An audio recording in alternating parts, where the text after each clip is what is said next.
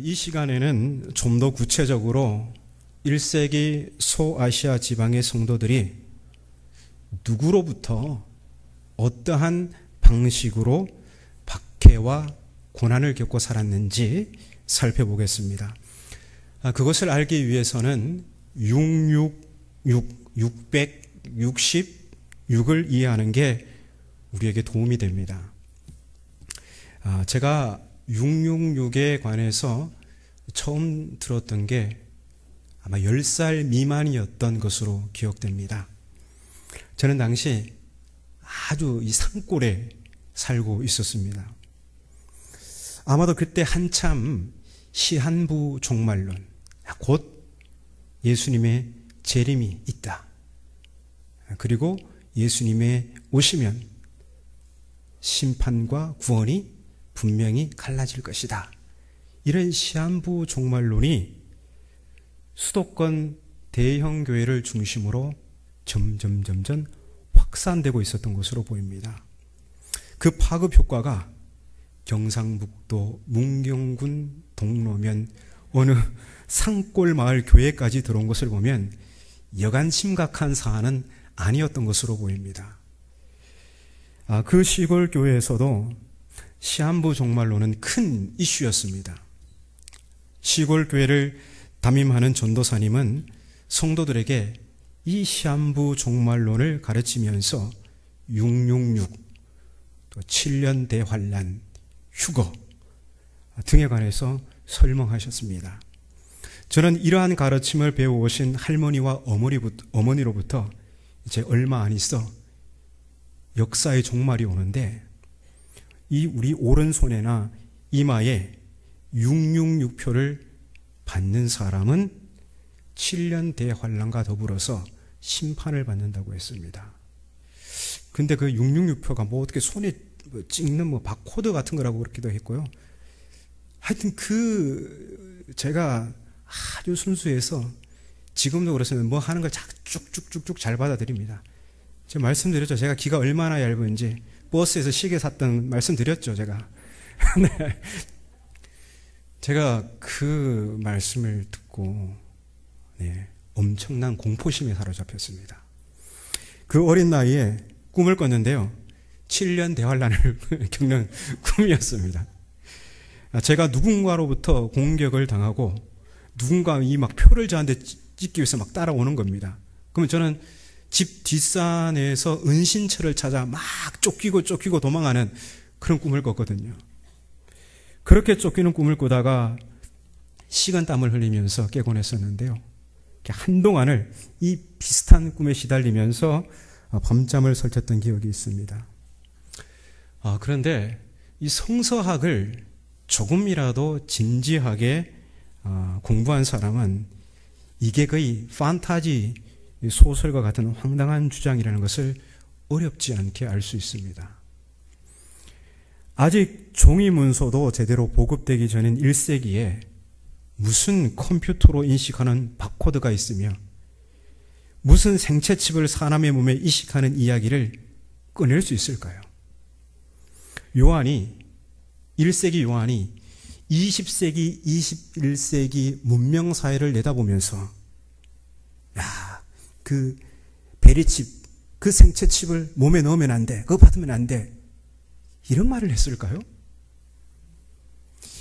이건 지극히 종말에 대한 잘못된 이해입니다. 종말의 시간이 언제부터 어디라고 했습니까? 예수 그리스도의 십자가와 부활, 그 사건이 종말의 시작이고 예수 그리스도의 재림이 종말의 완성인 것입니다. 근데 이분들은 요한계시록을 어떻게 해석했냐면 다 미래에 이루어질이라고 해석을 했죠. 이 해석에 심각한 문제가 있습니다.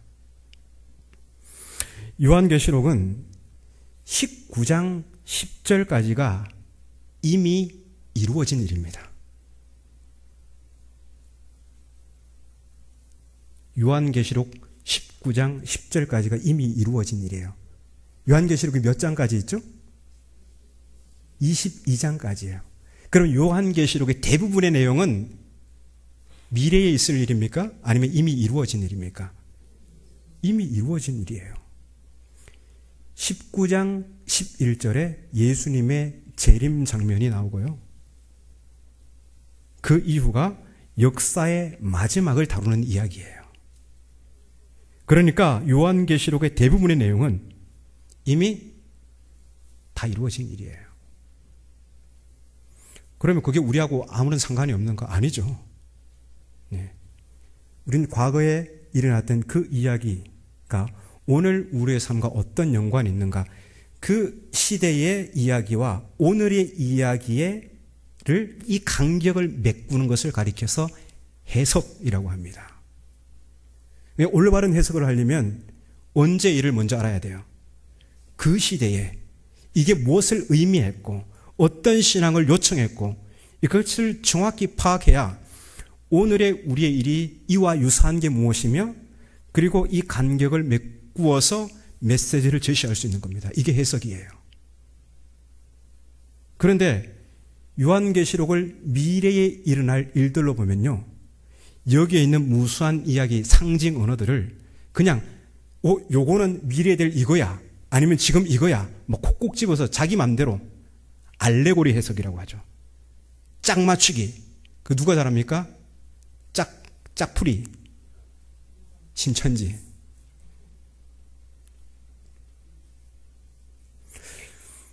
요한계시록 19장 10절까지는 이미 이루어진 일이에요. 그럼 오늘 우리가 본 본문은 몇 장입니까? 13장이니까 6666이 어디에 등장합니까? 딱 한 번 나오는데 13장 18절에 나오니까, 자, 이게 21세기 문명사회의 일이에요? 아니면 이미 지나간 일이에요? 예, 이미 지나간 일입니다. 이게 무슨 우리 인체에 삽입될 베리칩, 생체칩이라는 것은 상상도 할 수 없는 일입니다. 그러면 666은 무엇을 말하는 것일까요? 이 666을 이해하기 위해서는 계시록 13장 전체를 이해할 필요가 있습니다. 여기서부터 집중을 잘 하시면 666을 정확히 이해할 수 있고요. 혹시 좀 졸리시면 주무셔도 됩니다. 그리고 영상이 남겨져 있는 걸 다시 한번 잘 살펴보시기 바랍니다. 자, 제가 시간상 본문을 11절부터 잡았는데요. 11절을 보시면, 내가 보매 또 다른 짐승이 땅에서 올라오니, 이렇게 말하고 있죠. 또 다른 짐승. 그러면 이전에 먼저 나온 짐승이 있다는 거죠. 그 짐승은 어디에서 등장할까요? 13장 1절, 우리 앞부분에 보면 이렇게 있죠. 내가 보니 바다에서 한 짐승이 올라오는데, 자, 그러면 먼저 나온 짐승이 누구예요? 바다에서 올라온 짐승입니다. 그리고 땅에서 올라온 짐승은 또 다른 짐승, 나중에 올라온 짐승이 되겠죠. 그런데 바다에서 올라온 짐승의 모양을 잘 보십시오. 뿔이 몇 개입니까? 10개. 8개 아닙니다. 10개.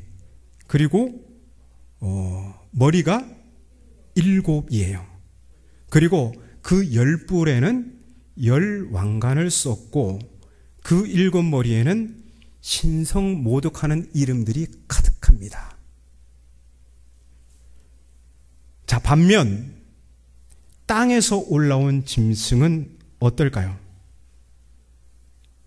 11절에 어린 양같이 두 뿔이 있고 용처럼 말해요. 자, 퀴즈입니다. 누가 더 셀까요? 자, 이 묘사된 것을 잘 보세요. 누가 더 셀까요? 딱 봐도 막 뿔이 10개고 머리가 7이고 왕관도 10개가 있고 막 신성모독하는 이름들이 가득하고, 그런데 두 번째 땅에서 올라온 짐승은 어때요? 어린 양같이 두 뿔 있고 그냥 용처럼 말하고 뭔가 되게 비실비실한 것 같아요. 당연히 먼저 바다에서 올라온 짐승이 더 세 보입니다. 그도 그럴 것이 12절을 보시면요, 땅에서 올라온 짐승이 하는 일이 사람들을 미혹해요. 그래서 사람들을 미혹해서 바다에서 올라온 짐승을 경배하도록 선동하고 강요하는 일을 합니다. 우리 12절 한번 읽어볼까요? 12절 시작. 온 짐승의 모든 권세를 그 앞에서 행하고 땅과 땅에 사는 자들을 처음 짐승에게 경배하게 하니 그만. 네, 여기까지 읽겠습니다. 네. 자, 그리고 14절을 보면 더 가관입니다. 14절을 읽겠습니다. 시작. 짐승 앞에서 받은 바 이적을 행함으로 땅에 거하는 자들을 미혹하여 땅에 거하는 자들에게 이르기를 칼에 상하였다가 살아난 짐승을 위하여 우상을 만들라 하더라. 아멘. 자, 땅에서 올라온 짐승은 바다에서 올라온 짐승에게서 이적을 행하는 능력을 받습니다. 분명히 바다에서 올라온 짐승이 더 세요. 막 능력까지 주니까. 자, 그 능력으로 이 땅에서 올라온 짐승이 하는 일이 땅에 거하는 자들, 이 땅에 거하는 자들이라는 이 어구는 요한계시록에서 짐승에게 부역하는 자들입니다. 이 땅에서 올라온 짐승을 돕고 같이 부역하는 자들이에요. 자, 그들을 미혹하죠. 이 땅에서 올라온 짐승이 땅에 거하는 자들을 미혹하죠. 그래서 이렇게 명령을 합니다. 칼에 상하였다가 살아난 짐승을 위하여 우상을 만들라. 여러분, 여기서 칼에 상하였다가 살아난 짐승은 누구를 가리킬까요? 3절을 한번 볼까요? 3절. 자, 시작. 그의 머리 하나가 상하여 죽게 된 것 같더니 그 죽게 되었던 상처가 나음에 온 땅이 놀랍게 여겨 짐승을 따르고. 자, 그의 머리 하나, 그가 누굴까요? 지금 1절부터 누구 얘기하는 거예요? 예, 바다에서 나온 짐승. 그러니까 이 땅에서 올라온 짐승이 칼에 상하였다가 살아난 짐승, 곧 바다에서 올라온 그 짐승, 그를 사람들을 미혹해서 그 바다에서 올라온 짐승을 위해서 우상을 만들려고 하는 거예요. 그 뭔 말입니까? 그 바다에서 올라온 짐승의 우상을 만들려는 거예요. 그 짐승의 형상으로 된 우상을 만들려는 거죠. 자, 이것은 뭘 의미할까요?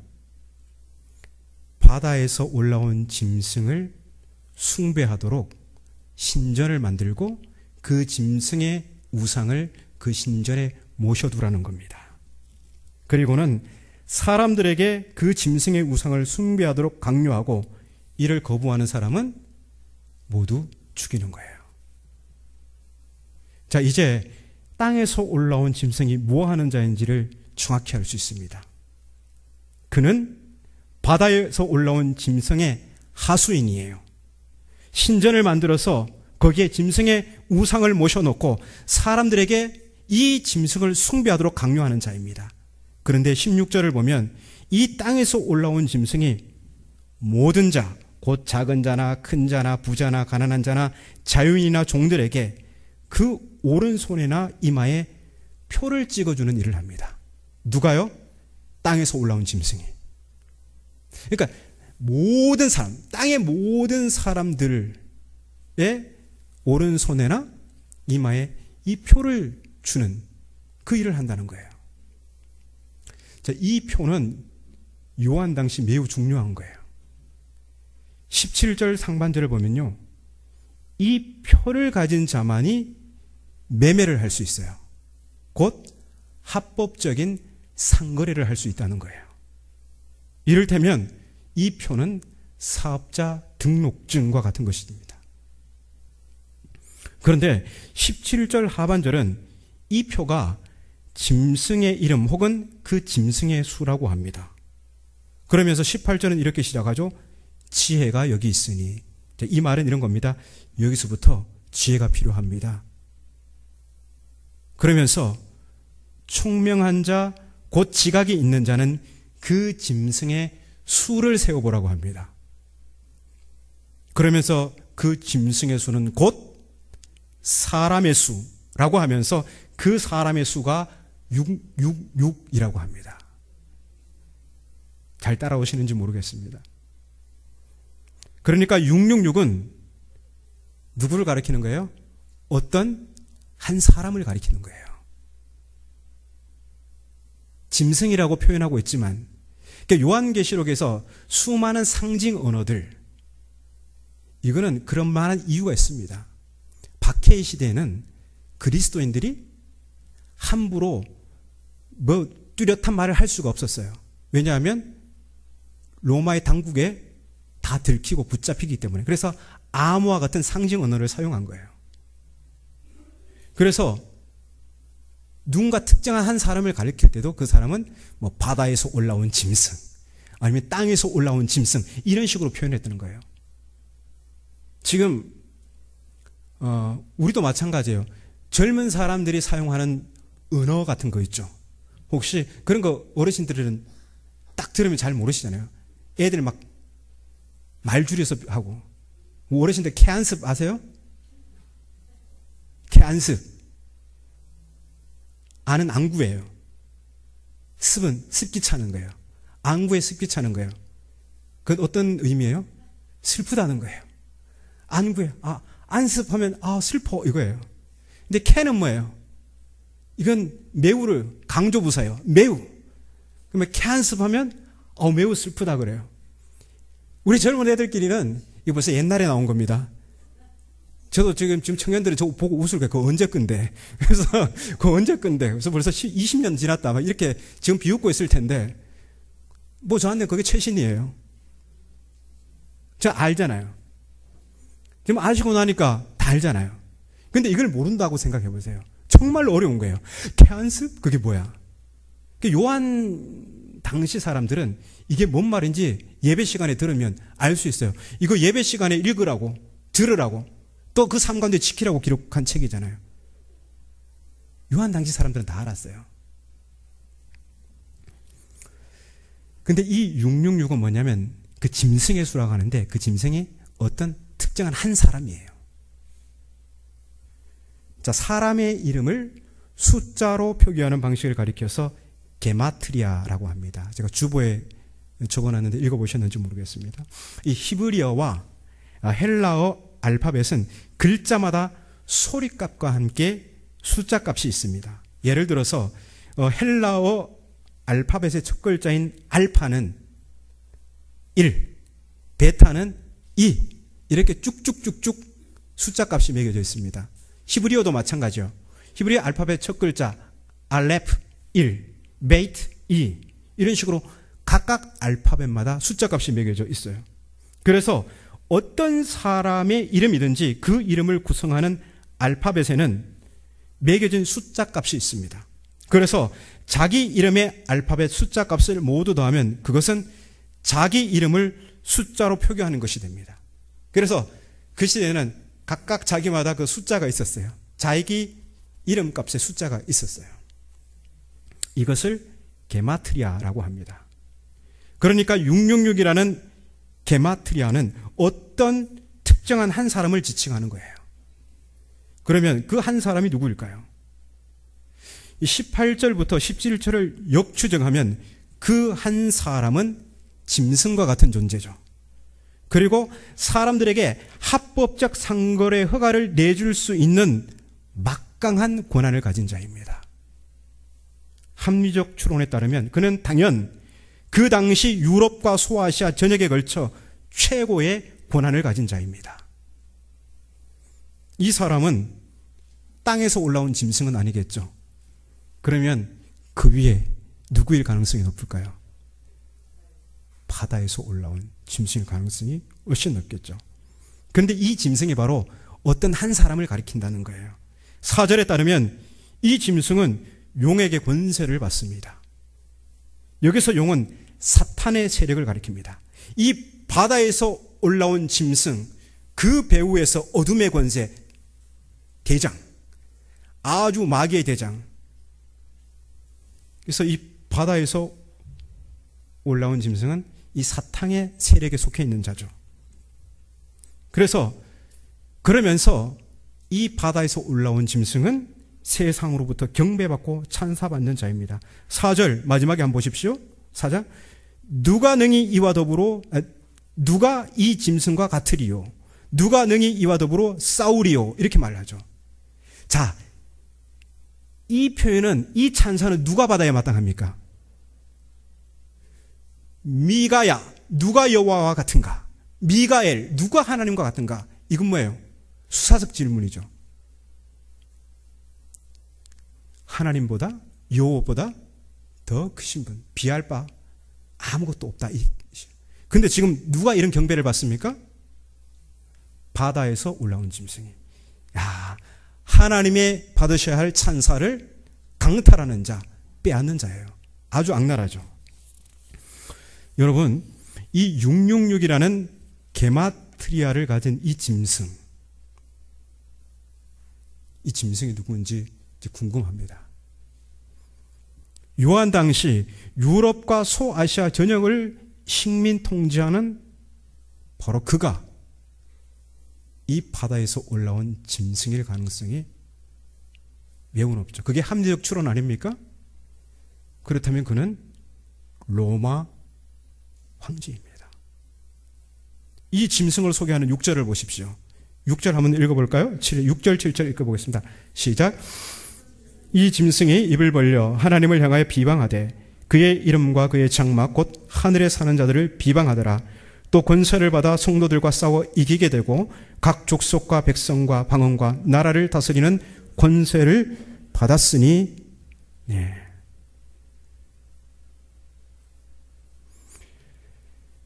이 6절 7절을 보시면요, 이 짐승은 하나님을 비방해요. 하늘에 속한 자들을 비방합니다. 7절을 보면 이 짐승은 성도들을 박해하고 각 족속과 백성과 방언과 나라 곧 온 땅을 식민 지배하는 자입니다. 당시 로마 황제는 자신을 하나님의 아들이요 주님으로 높이면서 하나님을 비방하는 자였습니다. 자신을 황제로 숭배하지 않는 사람들을 박해하고 온 땅을 자신의 통치 아래 두었습니다. 그러니 이 황제의 하수인과 그 부역자들은 당연히 왕의 환심을 사기 위해서 앞다투어 충성 경쟁을 하면서 곳곳마다 신전을 만들고 제국의 신민들에게 황제를 숭배하도록 강요하면서 거부하는 자들은 무참히 죽였습니다. 왜 이렇게 했을까요? 그러면 황제가 좋아할까 봐. 특히나 황제 숭배는 하나님의 말씀을 지키고 예수가 주님이라고 증언하는 그리스도인들에게는 큰 걸림돌이었습니다. 로마 황제를 하나님의 아들로 주님으로 숭배하는 것은 곧 배교이기 때문입니다. 그렇다면 이 황제는 구체적으로 누구를 가리키는 것일까요? 요한 당시 로마 제국의 황제는 도미티아누스였습니다. 도미티아누스는 황제 숭배를 강요하고 기독교인을 박해했던 왕으로 유명합니다. 그러면 666은 바로 이 도미티아누스 황제를 가리키는 것일까? 그게 궁금하죠. 학자들은 로마 황제들 중에 이름의 수가 666인 사람을 찾았습니다. 그리고 그 후보로 등장한 여러 명의 황제 중에 특히 네로가 주목을 받았습니다. 네로 황제 들어보셨죠? 그리스도인들이 이 로마에 화제를 냈다고 하면서 엄청 박해했던 사람입니다.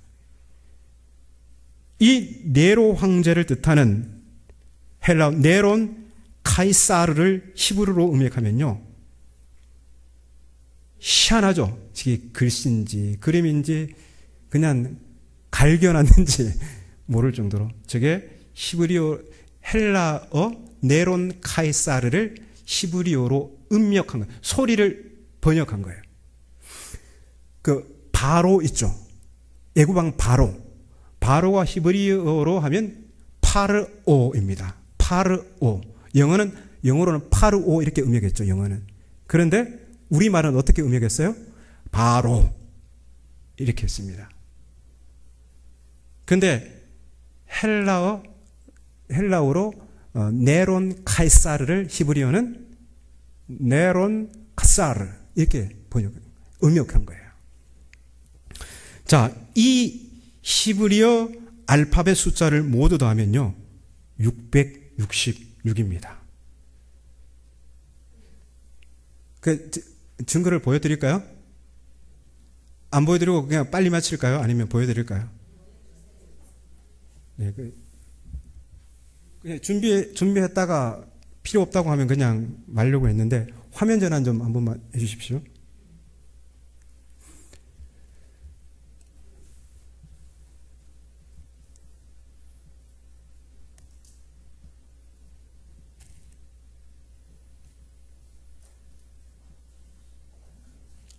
나옵니까? 다시 뺐다가, 네.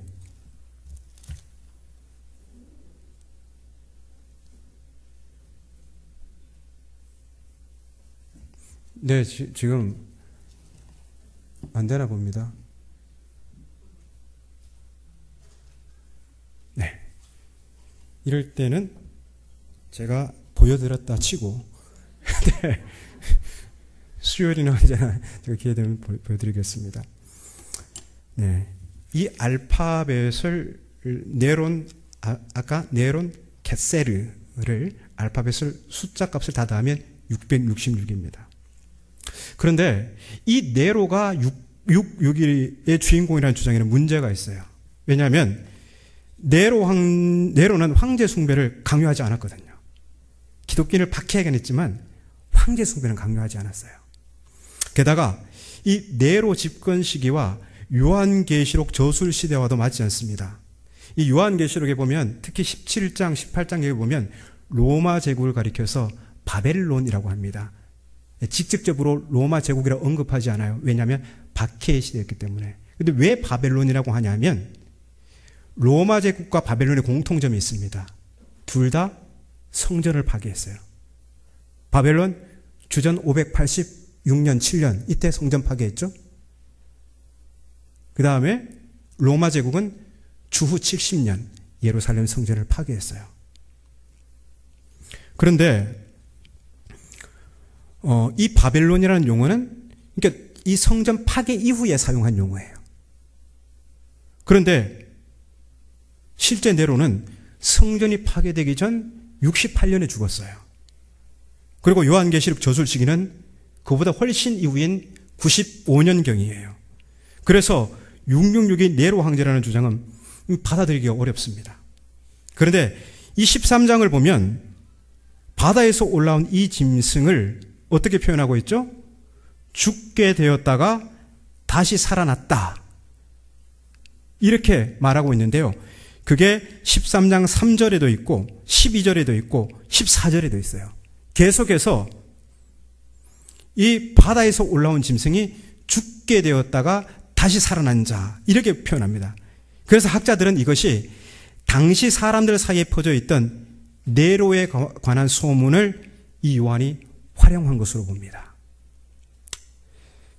네로가 68년에 원로원에 의해서 폐위가 됩니다. 그리고 네로는 자살합니다. 그런데 그의 시체와 매장지를 목격한 사람이 없습니다. 그래서 네로의 죽음에 대한 의혹이 제기되죠. 통치자가 죽었으니까 얼마나 많은 의혹과 음모론이 생겨나겠습니까? 그래서 그가 살아서 돌아올 것이다. 네로 환생설. 그리고 아니면 로마 제국 동부 끝에 있는 파르티아. 이 파르티아는 로마 제국이 끝까지 식민지를 삼으려고 했지만 무너뜨리지 못했어요. 오히려 로마가 패배하고. 그래서 로마가 두려워할 정도로 그런 나라예요. 파르티아가. 근데 이 파르티아 군대를 이끌고 네로가 돌아올 것이다. 네로 귀환설. 이런 음모론이 막 퍼지기 시작했습니다. 그래서 이 민간에 떠도는 소문은, 이 요한이 이 민간에 떠도는 소문을 가져와서 이제 이 이야기를 한다고 보는 것이죠. 이 민간에 떠도는 소문에 의하면 이 도미티아누스가 하는 짓을 보니까 과거 누구하고 똑같습니까? 네로하고 똑같습니다. 정말 악질이라는 거죠. 이 네로가 악한 왕의 대명사다 보니까 도미티아누스의 악한 통치, 그가 악질을 행할 때마다 사람들은 야, 저 네로가 되살아났다. 저 네로가 되살아났다. 우리도 누가 진짜 악한 행동을 그 사람을 보면 저 히틀러다 막 이런 식으로 표현하듯이 그렇게 표현했던 거예요. 요한은 이러한 민간 전설을 활용해서 도미티아누스를 되살아난 네로, 라고 서술하는 것이 그 해석의 그 힘을 받고 있습니다. 살았다가 죽었다가 살아난 자. 이렇게 반복해서 나오잖아요. 13장에서. 666이 되살아난 네로, 곧 도미티아누스라는 거죠. 이 외에도 666이 도미티아누스를 직접 지시한다는 증거를 제시하는 학자들도 있고 그 외의 주장도 있습니다. 물론 우리는 요한이 구체적으로 그 이름을 밝히지 않았기 때문에 그 지시 대장이 정확히 누구인지는 알 수 없습니다. 하지만 이런 다양한 해석들이 그 숫자가 가리키는 대상을 우리가 어디에서 찾아야 하는지를 그 방향을 제시해주고 있다는 것이죠. 분명 666은 요한과 소아시아 7교회가 처해 있던 그 역사적 현실에서 정체를 찾아야 합니다. 왜냐하면 이 숫자는 요한계시록이 로마 제국의 멸망을 예고하는 과정에서 나온 것이기 때문입니다. 6장부터 두루마리의 봉인이 해제되는데 그 내용은 로마 제국의 멸망을 예고하고 있습니다. 어떤 사람들은 666이 베리칩이라고 믿고 있지만 분명 666은 짐승 곧 정확히 한 사람의 이름의 수라고 말하고 있습니다. 그리고 13장을 토대로 합리적 추론을 하면 그 사람은 도미티아누스, 요한 당시 로마 제국의 통치자였던 그 도미티아누스라는 게 가장 설득력이 있습니다. 666이 도미티아누스라면 그러면 666표는 뭘까요? 도미티아누스 직인이 찍혀 있는 표, 그렇게 생각해 볼 수 있겠죠. 그 이름이 찍힌 표를 받아야 로마 제국 내에서는 합법적 상거래가 가능했던 것입니다. 반면 이 표를 받지 않으면 상거래가 불가능했고 그로 인해 생계의 벼랑에 내몰리게 된 것입니다. 그러면 땅에서 올라온 짐승 곧 로마 황제의 하수인이 누구에게 이 표를 내줬겠습니까? 당연히 황제 숭배하는 사람에게, 그들에게만 이 표를 내준 것입니다. 이 표는 일종의 생존권과도 같은 것입니다. 과거 우리가 일제 식민 통치 아래에 있었을 때를 생각해 보십시오. 일본 천황을 향해 절을 하는 사람은 살려주고 거부하는 사람은 감옥에 가두고 고문을 하고 목숨까지 무참히 짓밟았습니다. 반면 일본의 식민 지배에 부역하는 자들에게는 재물과 지위와 안전을 보장해 주었습니다. 제국이 주는 이 달콤한 맛을 본 자들은 앞다투어 일제의 앞잡이 노릇을 하면서 동족을 고발하고 고문하고 짓밟는 일에 가장 선구적 위치에 있었습니다. 친일 노릇을 하는 자들이 일본인보다 더 악랄하게 동족을 대했던 것이죠. 그 옛날 로마 제국도 마찬가지예요. 이게 제국이 신민을 다스리는 방식이에요. 로마 황제에게 충성을 맹세하고 로마의 지배체제에 부역하는 자들에게는 황제가 내리는 재물과 지위와 안전을 보장받을 수 있었습니다. 하지만 하나님의 말씀을 지키고 예수 그리스도의 주 되심을 선포하면서 그분의 신실한 증인으로 살기 위해 황제 숭배를 거부하는 사람들은 모든 경제활동이 제재당하고 땅에서 유리하며 가난과 굶주림과 박해와 고난 속에서 살았습니다.